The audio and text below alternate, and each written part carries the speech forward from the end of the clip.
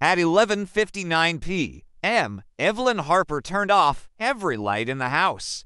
She did that every night now. Darkness felt safer, predictable. The digital clock on her oven blinked forward. 11:59 gives 12 o'clock, and then knock, knock, knock. 3 slow, deliberate raps on her front door. Evelyn didn't scream. She just stopped breathing. Because it wasn't random. It was never random. 2 years ago, the midnight knocker terrorized Ashford Lane. He didn't break in immediately. He knocked first, always 3 times. Always at midnight. Sometimes people answered. Sometimes they didn't. Either way, he came in. When Marcus Vance was arrested, the neighborhood celebrated. When he was convicted, they slept again. When he supposedly died in prison 6 months ago, they forgot him. But Evelyn never forgot the way he looked at her in court. Not angry. Not afraid. Certain. You made a mistake, he had told her quietly before sentencing. And mistakes knock back. She had testified she saw him leaving Mrs. Langley's house the night of the murder. The problem, she hadn't seen his face.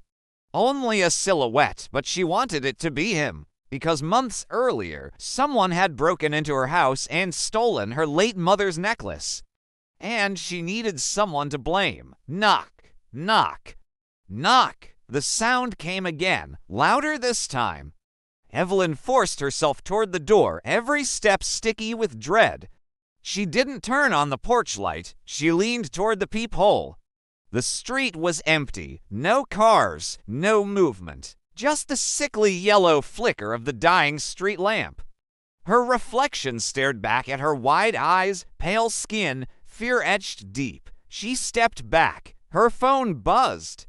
Unknown number? A text message. Did you really see me? Her blood went cold. Another knock, this time from the back door. She grabbed the kitchen knife without thinking. The house felt tighter now, smaller, as if the walls were inching inward. She crept toward the rear hallway. The back door window showed only darkness. But something was wrong. The backyard gate was open. She locked that gate every night. Mud smeared across the tiles. 3 distinct footprints leading to the door.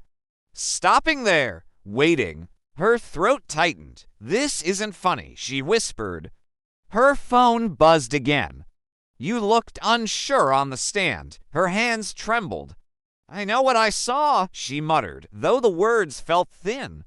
The hallway light flickered. Once, twice, then went out completely. The house plunged into black. And she heard it. Breathing, not outside.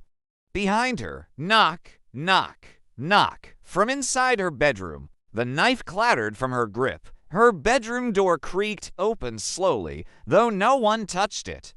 Moonlight spilled across the floor. A shadow stretched along the wall, tall, still, watching Marcus.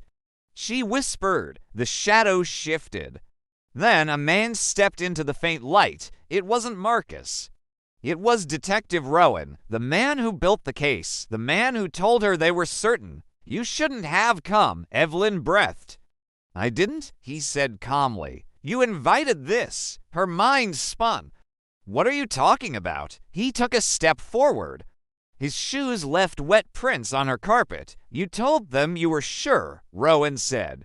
That you saw his face. I believed I did. No, you wanted to. Her stomach dropped. I needed a conviction, Rowan continued.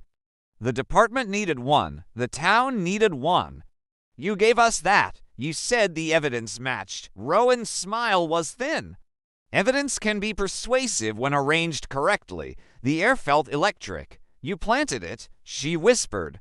He didn't deny it. Another knock echoed, but this time it wasn't on a door. It came from the walls, from the ceiling, from beneath the floorboards. Knock, knock, knock. Rowan's expression changed. That's not me, he said. For the first time, he looked afraid. Evelyn's phone buzzed again. I never knocked twice. Her heart slammed against her ribs. The bedroom closet door creaked open. Slowly, from inside, a voice drifted out of the darkness. You really thought I was dead. Rowan spun toward the sound. Marcus Vance stepped out of the closet like he'd been there the whole time, alive, smiling. Rowan staggered backward. That's impossible, is it? Marcus replied softly. Police sirens erupted outside. Red and blue lights flooded through the windows. Rowan's face drained of color. Marcus leaned closer to Evelyn. I didn't kill Mrs. Langley, he said. But I did knock on your door once. Her breath caught. And you didn't answer. The front door exploded inward. Officers stormed the house, guns raised. They tackled Rowan first. Marcus didn't resist. As they cuffed him, he looked at Evelyn one last time. You chose a shadow, he said quietly. Now you live with it. They dragged both men out. The house fell silent. Again, Evelyn stood alone in the wreckage of her bedroom. Her phone buzzed one final time. Unknown number. She stared at it for a long moment before opening it. Midnight tomorrow. Don't ignore the knock. The power cut out. Total darkness swallowed the room. And from beneath her bed a slow, patient, unmistakable knock, knock, knock.